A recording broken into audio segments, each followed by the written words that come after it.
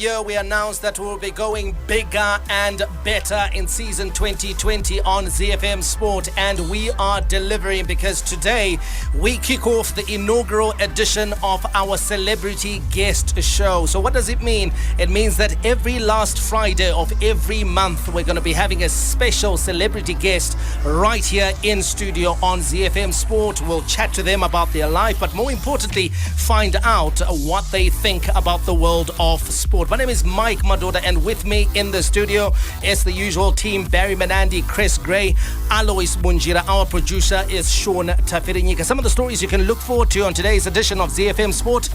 The test series between Zimbabwe and Sri Lanka has been concluded at Harare Sports Club after the spoils were shared in the second test, needing an unlikely 360 for victory on day 5. The tourists were content with occupying the crease and frustrated the Chevrons on a wicket that offered very little assistance to the bowlers. In international sport, the Six Nations rugby competition kicks off tomorrow, and England coach Eddie Jones is already up to his old tricks, ramping up the mind games with France ahead of their opener by questioning whether their new look side will be able to cope with England's brutal approach. In Around the World in 60 Seconds, Dominic Thiem won the punishing semi-final to set up a showdown against 7-time champion Novak Djokovic in the Australian Open final. Graeme McDowell earned a share of the lead as Phil Mickelson reminded the golfing community that he remains one of the world's most exciting players on day 1 of the Saudi International. And in America, the NBA have announced Kobe Bryant will be honored in next month's All-Star game in Chicago. We'll wrap it up, of course, in the second half of the show with the beautiful game where it's a new signing but a similar story,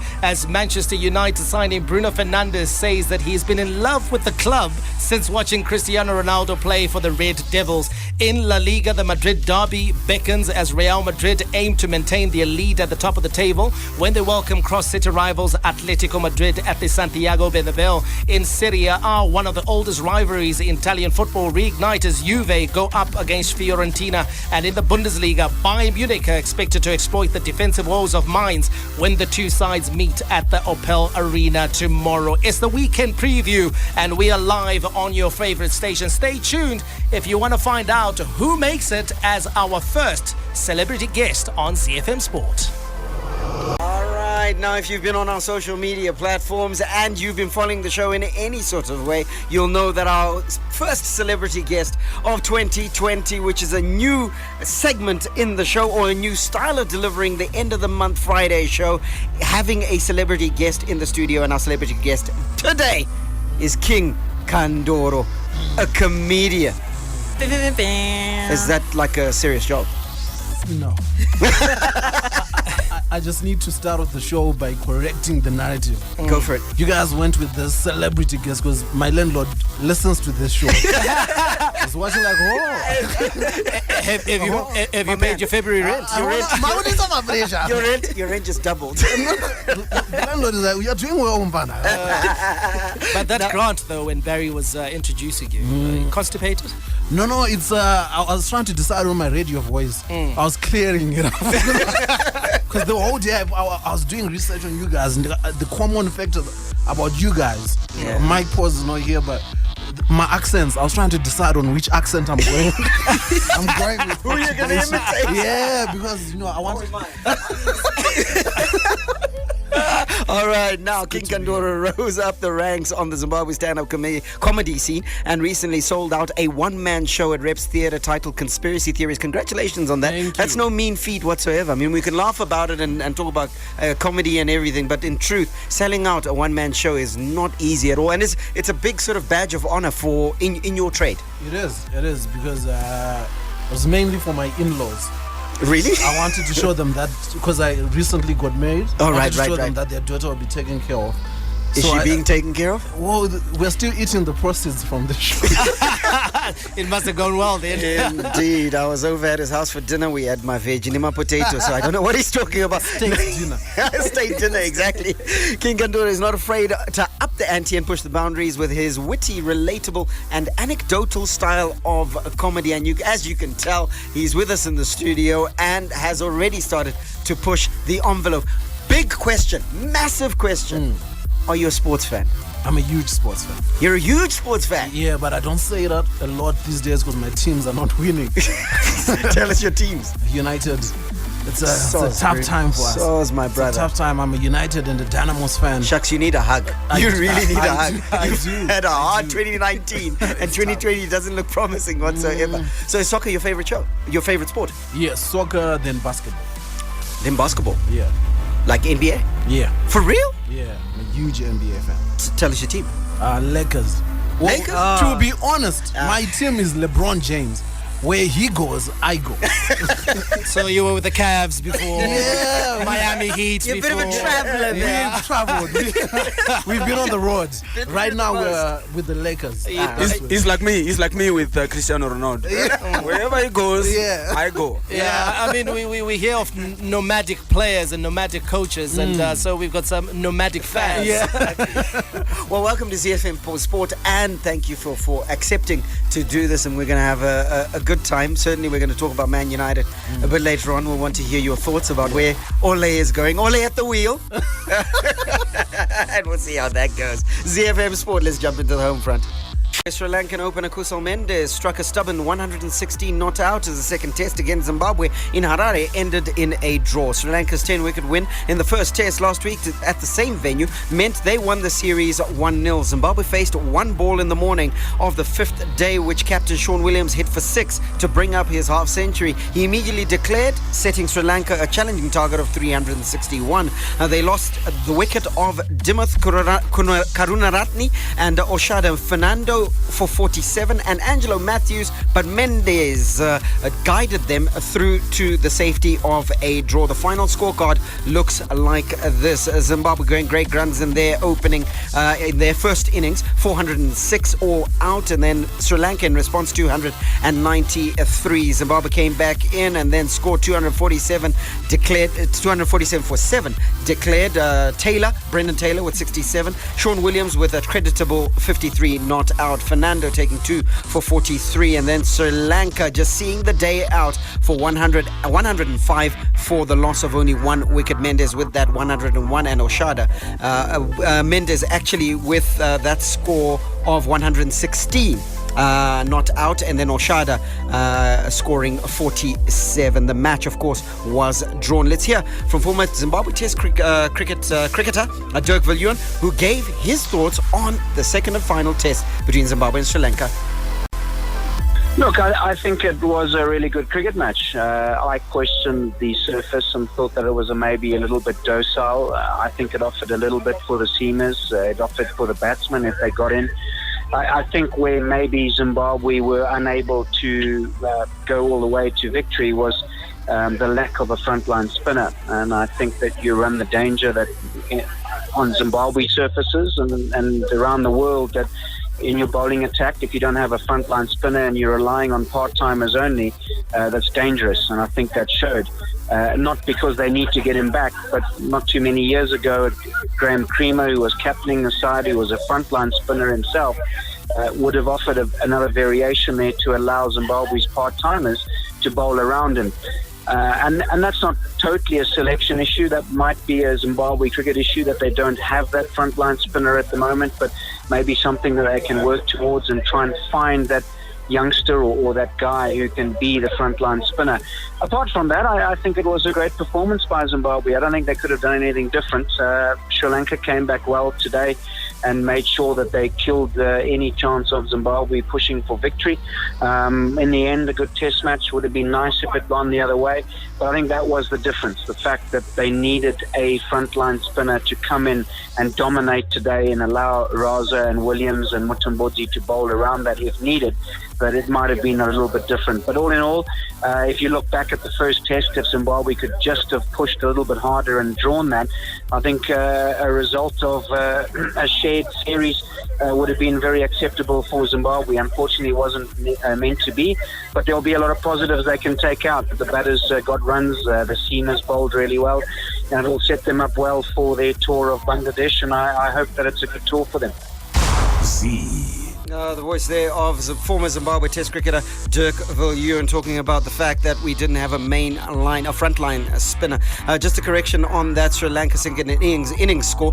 They were actually 204 for the loss of 3 wickets. And so the match was still drawn. Doesn't affect the result. Mike, Your thoughts on Dirk's assertion that, you know, the track seemed to be offering something for spin bowlers. The fact that we had part-timers may have let us down to a degree. Yeah, absolutely. I think a more accomplished spinner would have done some damage there. We saw Sikandar Raza get some meaningful purchase in the first innings, of the Sri Lanka first innings, where he got 7 wickets. Yep. That was a commendable effort by him, and would have expected more of the same. So, you know, I've heard a few cricket fans bemoan the fact that Graham Creamer is no longer in the side, because if he had been there, I think he might just have swung things Zimbabwe's way. I still don't think would have been able to bowl Sri Lanka out on that deck on the final day. Yeah. But I think would have made it very uncomfortable made in the it third more session. competitive. Yeah. We might have taken 5 or 6 wickets, I think, if we had a proper spinner in the side. Yeah, wearing track on a day 5 wicket,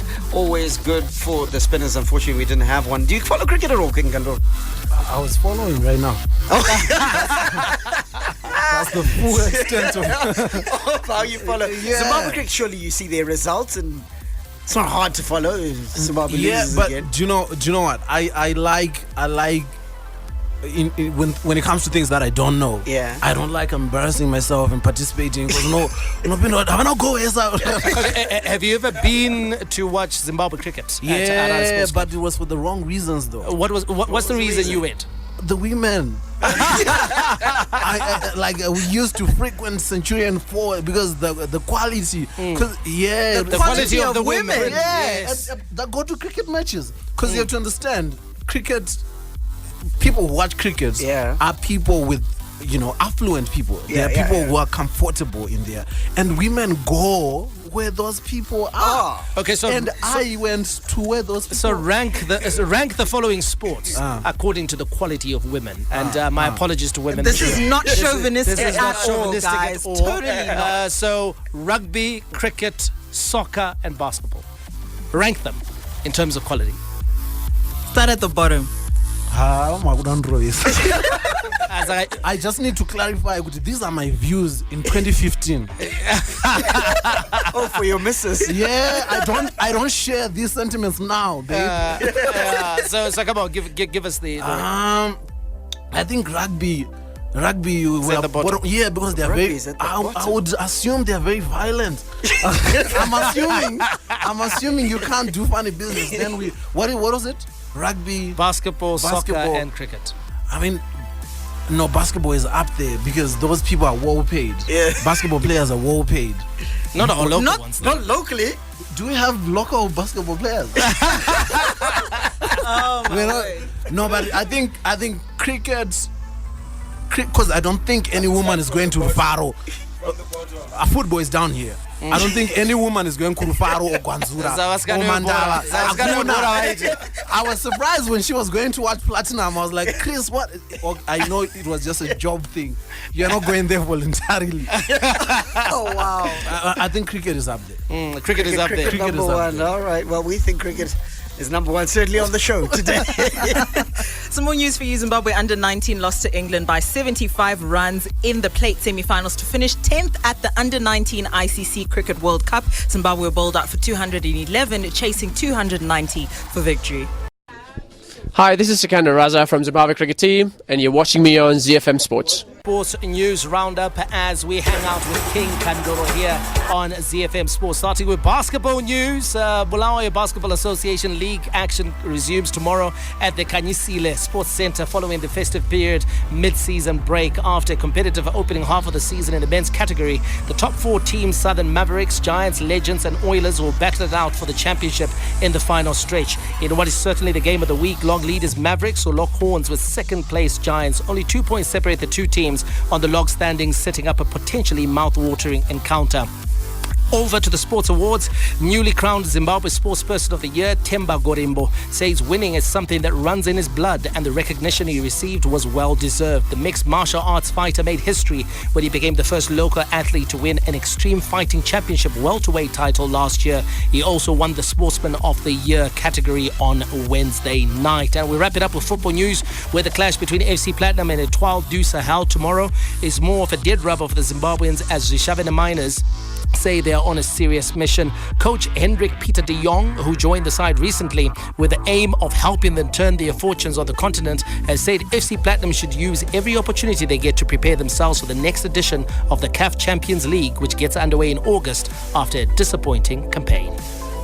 Gets underway in both the northern and the southern hemispheres this weekend, and of course Six Nations action in the northern hemisphere. And here are your fixtures. Wales will take on Italy at the Millennium Stadium. Ireland will entertain Scotland, whilst France take on England. And of course, ahead of that big game, France and England, the mind games have already started. Barry, Eddie Jones getting stuck into the French. He's accused them of being a bit of a soft touch. And France, of course, will be wary because they've got rid of a lot of experienced players. And England will look to this match to kickstart a 4-year campaign in which they hope this time will end with the World Cup. Yeah, absolutely. But look, as you quite rightly point out, those are mind games. And I think that France, their style of rugby isn't going to change. The personnel may certainly change, but even that young staff is going to play the way that France plays. It's going to be attritional, it's going to be passionate, and they're going to try and do damage to the English and ultimately get something out of this game. So France has got a new coach. Fabien Galtier has taken over from Jacques Brunel, and they've also appointed a new captain in Charles Olivon. He is now the skipper of the Cockerels, and they take on England. That is the pick of the fixtures in Six Nations rugby. Now, I'm not going to even ask you, King, if you're a follower of Six Nations rugby. Never mind rugby itself. Well, I do, like here and there. When is the World Cup? Okay. Favorite player? Beast. The Beast. That's an easy one. That's an easy one. The Beast. The Beast. Oh my God. Beast from Churchill, not this Peterhouse Beast. You like the Churchill Beast? Yeah. Are you ex-Churchill? No, not at all. I just felt like we were hard done. Like I know a lot of Churchill people, and Beast was, taken away. Oh, Sean is one, yeah. He's a bitter Churchill. It's true though, isn't it, Chris? Yeah. That in the narrative that is given about the Beast, the Churchill element is always forgotten. It's always forgotten, and the truth is he was only at Churchill for about 2 years for his lower six and upper. I mean Peterhouse for his lower six and upper six. So all of what went into formative stage. Exactly what made the Beast happened at Churchill, but also Peterhouse will punt it that the Beast wins. Does Churchill have the capacity though to punt it? Everybody has access to social media now. Where was Peterhouse doing it? You're right, actually, because nowadays it's a lot easier to get information out, and I think Churchill should be doing it. They should be claiming the Beast as well. Yeah, I think they should. It's the same thing. When you look at me, it's about Prince Edward. But people forget that I did Form 1 to Form 4 at Zengeza High School. And the same thing with same thing with Gilbert and Changa. She goes, exactly. You get what you at Zengeza High 1? Yes. All right. So you get what I mean. So it's always happens. Exactly. You see, because people just think Prince Edward, but I only went there for LA. Zengeza High 1, get on Twitter. Yes, they should plant it as well. But I try my best. To actually remind people that I actually did. We drown you out. We drown you out and we say, we own you, my brother. We own you. Yeah, they should. And of course, there was also some Super Rugby action, Barry, that kicked off today. There was indeed. And the Brumbies overcame a spirited effort from the Reds to kick off their 2020 Super Rugby campaign with a hard-fought 27-24 victory at the Geo Stadium this morning. Earlier, the Chiefs got their campaign off to a perfect start as they came from behind to beat the Blues 37-29 in Auckland in a fast-paced and hotly contested encounter. Momentum between the two sides ebbed and flowed throughout, but despite being on the back foot during the first half, the Chiefs launched a great fight back in the second period to secure the result. The rest of the action is this weekend, and if you're a Super Rugby fan, you'll be licking your chops because the Sharks will take on the Bulls. The Sunwolves versus the Rebels, and it's the Jaguares entertaining the Lions. We take off in Australia, where Dominic Thiem won a punishing Australian Open semi-finals to set up a showdown against 7-time champion Novak Djokovic in Sunday's championship match. Thiem reached the final in Melbourne with a tough 3-6, 6-4, 7-6, 7-6 victory against his good friend Alexander Zverev. On the ladies' side, Sophia Kenin, first-time Grand Slam finalist, believes it's time to shine as she prepares for the Australian Open final against Gabina Muguruza tomorrow. The 14th seed comes into the final off the back of ending World world number one Ash Barty's campaign at her home Grand Slam.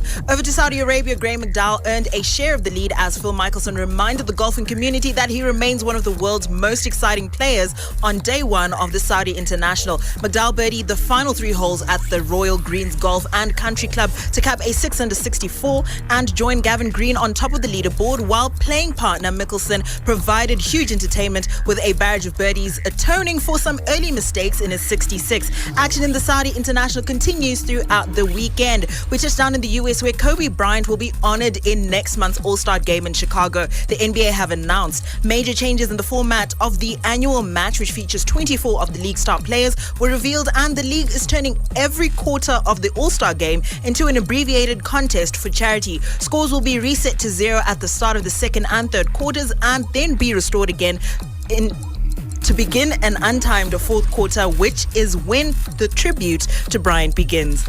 We are giving you one task, and that is to wake up in the morning and get yourself a bowl of Polenta Nutri-Active Instant Porridge. It will absolutely change your life. It's a convenient, nutritious meal that gives you the perfect start to your day. Simply mix it with warm milk and or water.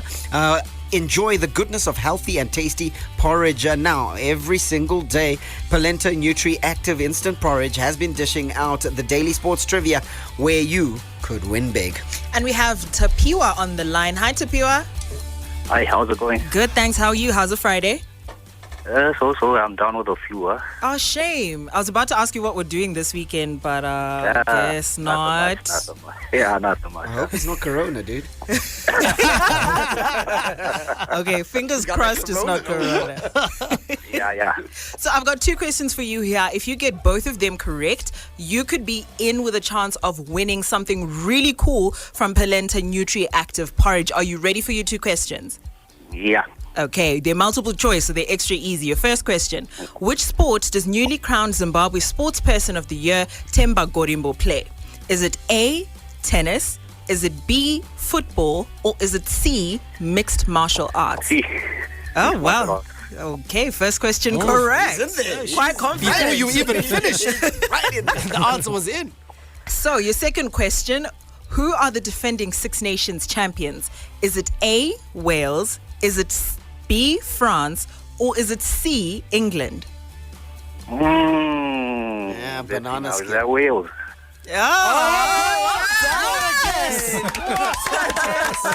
Fantastic. Done. Swung for the fences. You're down with the flu, but it's setting you your lucky day. Have a good weekend. Thanks, same to you guys, huh? You on your favorite sports show, ZiFM Sport. In studio, King Kandoro. And of course, we've been chatting with him over the last 40 or so minutes, and we're kicking off the beautiful game. He says he's a Manchester United fan, so we're going to test his knowledge of Manchester United, and we are also going to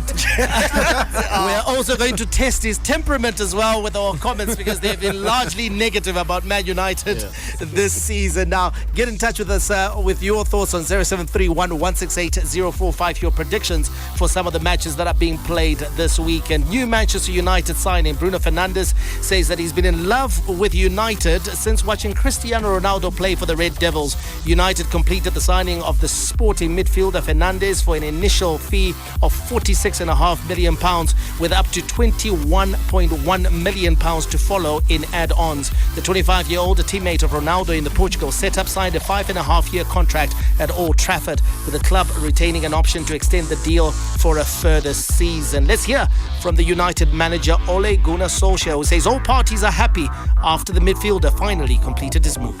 He's a guy we've followed for a long time now, and finally we struck a deal with Sporting. Of course, they were reluctant to let their best player go, but now he's in the doors, and absolutely delighted. We're here now. We've got him. He's happy. We're happy. Sporting's happy.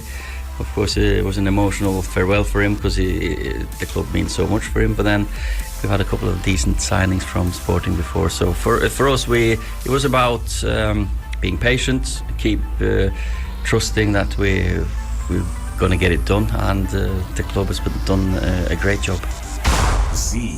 And now King Kandoro is not the only big United fan in studio. Chris is another one, and so is Alois Munjira. Alois, are you happy with the work that Solskjaer has done in bringing in Fernandes?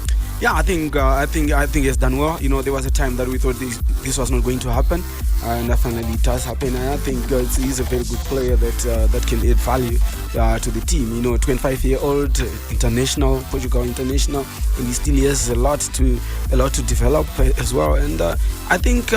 Yeah, we have. I think it's a good catch. Chris, is it also perhaps a sign that there may be business done on Paul Pogba at the end of the season, because they occupy almost the same position on the pitch? They're playmakers. I'm struggling to see a setup that accommodates both at United. Definitely, and one of the main reasons would definitely be Paul Pogba's ego, I'm going to call it.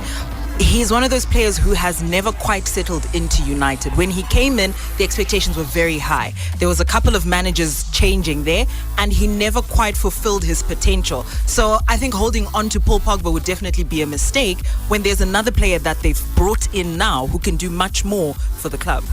King, listen, there's no player that's been discussed more than Paul Pogba over the last 2 years in England. If anyone talks about United, your favourite club, inevitably the conversation always goes to Pogba. What are your thoughts on Pogba? Are you of the opinion that the club fights to keep him, or do you cash in because he's easily worth, let's say, 150 million? Yeah, I am of the opinion that we cash in, because for me, Paul Pogba is black excellence, like for me, and I feel like he's been hard done with the environment at United. There has been a lot of conspiracy theories around him being there. There's been Mourinho, there's been Woodward. So you think he's the fall guy? He has been treated like the fall guy. There's the racist, the quality of racism in Britain, it's different. It's different. It's subtle. When United lost the other weekend, the guy wasn't even in the stadium. But it was brought up. You have a commentator, you have a guy saying he's a bad influence, innit? He's a bad influence on the backroom staff, innit? The guy's not even in the stadium. Yeah. So I feel I would love to see Pogba at a Real Madrid. But surely, Barry, there's also, though, culpability on the part of Pogba. The way he has conducted himself over the last 2 years. I think it hasn't always been up to scratch, or it hasn't always been as professional as expected. Look, I can draw tiny parallels with Arsenal and talk about Granit Xhaka, who was announced as club captain, made a mistake, and sort of pushed back on the fans when things weren't going his way. What he did was he sucked it up and put some hard work on the field of play, and now the fans are back behind him again. Pogba, he's complicit on the basis that he hasn't endeared himself to the United faithful. Everybody knows, including Pogba, that he's going to move on in the summer. Now's the time, knuckle down, get some work done. Yeah, he's injured, but when he comes back, it's going to be key for him to just try and show people once again what United signed. Do you throw him in the mix, Alois Fernandes? I mean, you've signed him. He's just got to England. I think he got to England. He's probably maybe enjoyed 2 or 3 training sessions. You've got a big game versus Wolves coming up. Do you start him?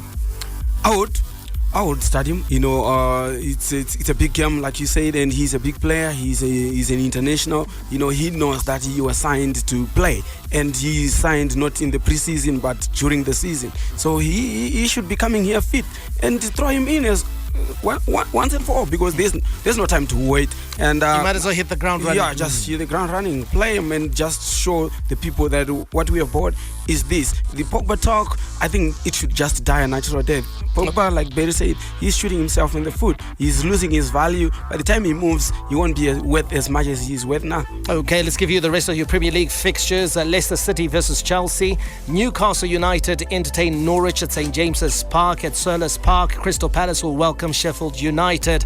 West Ham United take on Brighton. Bournemouth versus Aston Villa. Watford versus Everton.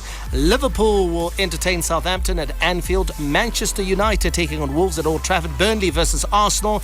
And then Tottenham versus Manchester City. So Spurs and City, definitely the match of the weekend in England, and Manchester City are sweating on the fitness of 3 key players ahead of their clash with Tottenham. So Emerick Laporte, Fernandinho and Benjamin Mendy all missed Wednesday's Carabao Cup semi-final defeat defeat to Manchester United through injury, and Pep Guardiola has cast doubt over whether any of them will be back for Sunday's trip to Spurs.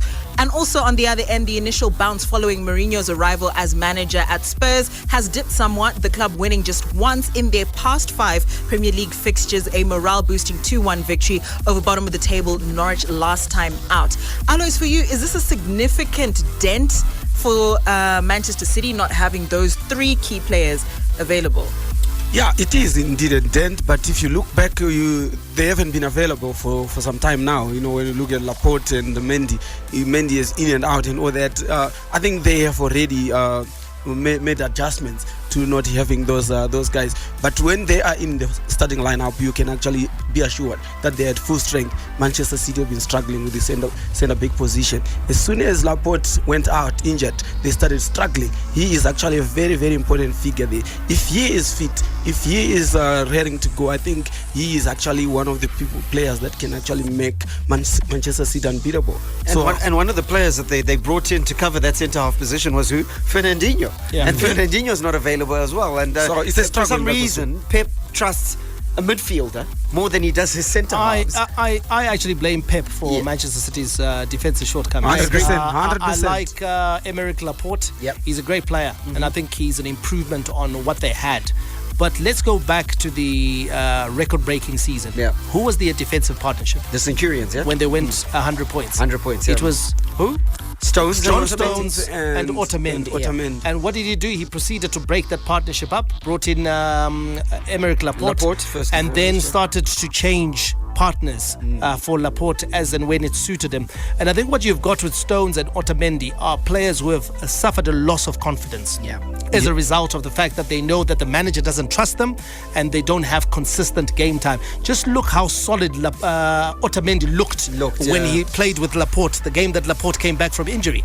It looked like the old Otamendi was back again because he's got a leader and an organizer in Aymeric Laporte playing next to him, pretty much like what happened with at Liverpool with the Cameroonian Joao Matip. Everyone thought Joao Matip was an average defender until Klopp brought in Virgil van Dijk.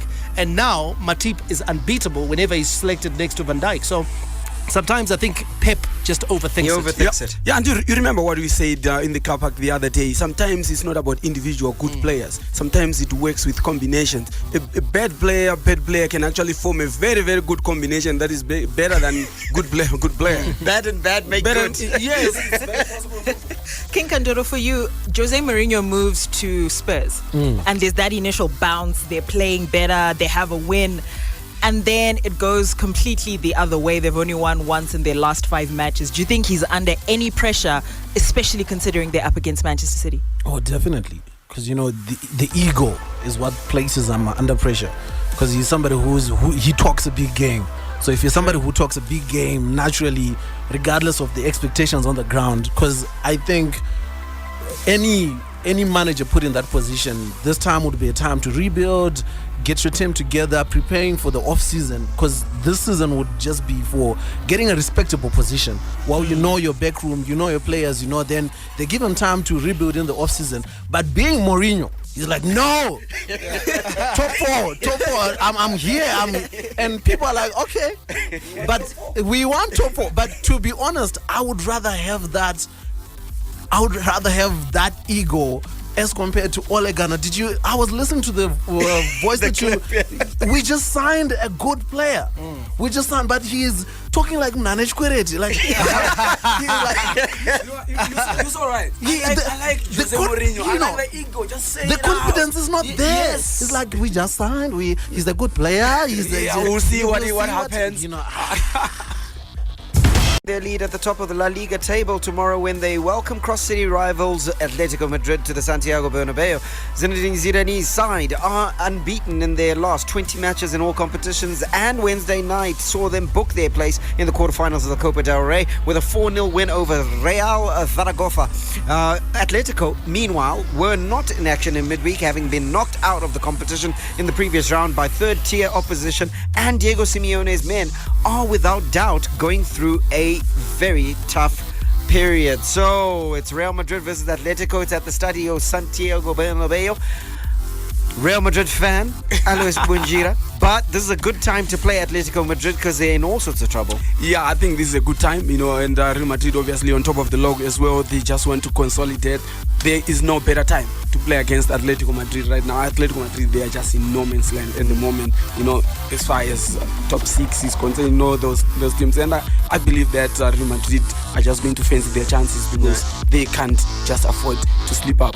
Barcelona, once they start coming, they'll come very good. Yeah, but Real Madrid themselves, they're on top of the log, but they've hardly sort of pulled up any trees. No. And they look like they have a bit of a soft center. He's been getting results, and he has a knack of doing that, old Zidane. But this is a team that's it's sneaking through. Yeah, absolutely. So they're not playing particularly well, Real Madrid, but they're getting the job done. But I also want to go back to that match they played in the Spanish Supercopa. Sure. Atletico Madrid were the better side. Yeah. They played the football. Sure. And they could have won it, of course, apart from that heroic defending by Valverde at the end. So I think in derby sometimes it may be a bit of a difficult thing to go on form. Because they make no mistake about it, Atletico will be motivated to go and play well this Santiago Bernabeu. So I think it'll be a lot closer. For me, it's all about the first goal. If Real Madrid score the first goal, I think it may be too much to ask Atletico Madrid to come from behind. But if Atletico score the first goal, I think it'll set us up for a very interesting match because we know Real Madrid will always attack and go at them. And do you follow Spanish football, okay? Yeah, Real Madrid fan. Real Madrid fan? Oh, yeah, shucks. Because of the... Are you long lost brothers with Alois? We moved together. Because of the previous season, it was difficult to follow. There was a lot of wakumkwaku. It's tough. On most of my teams, you really can't proudly say bad talk. You can't say I'm a United. No, it's you speak soft. It's soft, like Ole Ghana. Your La Liga fixtures look like this: Granada versus Espanyol, Mallorca versus Real Valladolid. It's Valencia who entertain Celta Vigo. Leganés host Real Sociedad. Aiba versus Real Betis. That's Athletic Club of Bilbao versus Getafe. Villarreal take on Osasuna. Sevilla versus Alaves. And Barcelona welcome Levante to the Camp Nou while Real Madrid entertain Atletico Madrid at the Bernabeu. Headlined up by one of the oldest rivalries in Italian football when Juve go up against Fiorentina tomorrow. Juve on top of the standings with 51 points, 3 clear of their closest challengers Internazionale, while Fiorentina down at 13th spot with 25 points. Serie A fixtures for this weekend: Bologna versus Brescia, Cagliari versus Parma, Sassuolo takes on Roma, AC Milan will entertain Verona at the San Siro, Atalanta versus Genoa, Lazio takes on Spal, Lecce versus Torino, Udinese versus Internazionale, Sampdoria versus Napoli, and that big game, Juventus versus Fiorentina. Defensive woes of minds when their two sides meet at the Opel Arena tomorrow. FC Bayern Munich grabbed another emphatic win against Schalke last week. The reigning champions closed the gap on league leaders RB Leipzig, who dropped 3 points in Frankfurt. Your Bundesliga fixtures this weekend: Hertha Berlin versus Schalke 04, Borussia Dortmund versus Union Berlin, Hoffenheim will be taking on Bayer Leverkusen, Fortuna Düsseldorf versus Eintracht Frankfurt, Augsburg versus Werder Bremen, RB Leipzig versus Borussia Mönchengladbach, FC Cologne versus SC Freiburg, Paderborn versus Wolfsburg, and Mainz versus Bayern Munich. We've had King Kandoro. It's been absolutely fantastic to have you here. We enjoy all of your content online and indeed certainly that show. I know a couple of people in this room managed to attend that show at Rep. So once again, a good show indeed. I think my favorite one is Catch and Release, I would say. That's probably my favorite. It's also the president's favorite. Nice. Do you ever get scared sometimes, like you're pushing the envelope a little bit too much? It's not so much scared, but you feel like that stuff is coming from a real place, right? Mm-hmm. So whatever is motivating me to speak about that, like that's where I place importance. So the fear comes, is like somebody, I don't know how to say this in a politically correct? Yeah, but kusiri kufande Now tell me something, do you ever pick on your audience? You know, like we see on TV, the American comedians, they'll always have a dig at one or two guys that are in the audience. Yeah, but not too much because my audience pays in US dollars. I'm a tourist facility, by the way, just in case the TA. You're licensed? Yeah, I'm licensed. All right, brilliant. King Kandoro in the studio here on ZiFM Sport. And look out for more celebs, and we're going to say it. Sorry about that. Your landlord is going to up your rent. We'll be having a lot more celebs as the months go on every last Friday of the month here on ZiFM Sport. But for now, have a fantastic weekend, Zimbabwe. May God richly bless you. That's my story, and I'm sticking to it. Manandi, out.